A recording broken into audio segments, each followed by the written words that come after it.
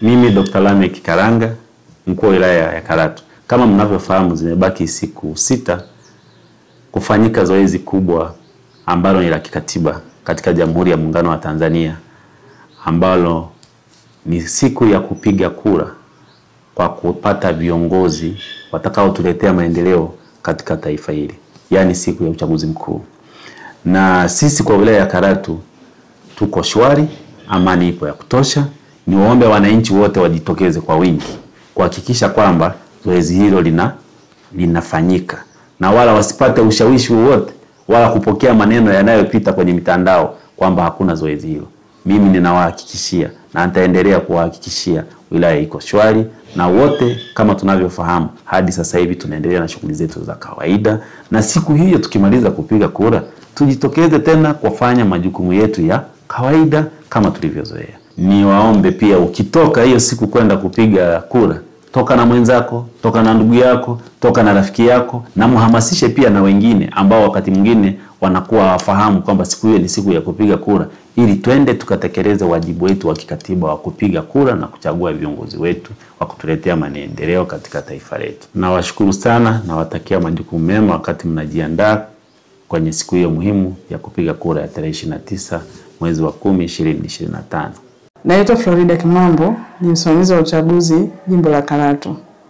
Kuelekea uchaguzi mkuu wa rais, wa bunge na madiwani unaotarajiwa kufanyika siku ya Jumatano tarehe 29 Oktoba 2025, hadi tarehe ya leo zimebaki siku 6 kufikia siku hiyo. Vituo vya kupiga kura vitakavyotumika ni vile vilivyotumika kwa ajili ya uandikishaji, na mpiga kura atatakiwa kufika kwenye kituo akiwa na kadi ya mpiga kura. Kituo kitafunguliwa saa 1 kamili asubuhi na kufungwa saa 10 kamili jioni. Mpiga kura aliyejiandikisha kwa hatua ya sasa anaweza kufika kwenye kituo alichojiandikisha kwa ajili ya kuhakiki taarifa mbalimbali ambazo zimebandikwa kwenye kituo, ikiwemo tangazo la uchaguzi, orodha ya wapiga kura watakaopiga kura kituo tofauti na walichojiandikisha kwa ajili ya kupiga kura ya rais, pamoja na mfano wa karatasi za kura kwa ajili ya rais, mbunge na diwani. Lakini pia katika vituo vya kupiga kura watakuwepo wasimamizi wa vituo, makarani waongozaji wa wapiga kura, pamoja na wasimamizi wasaidizi wa uchaguzi. Hadi kufikia leo tumeshafanya maandalizi ya kuwapata watendaji wa vituo, na tarehe 25 tunatarajia kufanya mafunzo kwa makarani waongozaji wa wapiga kura ambao watawapokea wapiga kura kituoni na kuwaelekeza sehemu sahihi ambao watatarajia kupiga kura. Tarehe 26 na tarehe 27 tunatarajia kufanya mafunzo kwa ajili ya wasimamizi wa vituo na wasimamizi wasaidizi wa vituo ambao ni watendaji watakuwa kwenye vituo vya kupigia kura.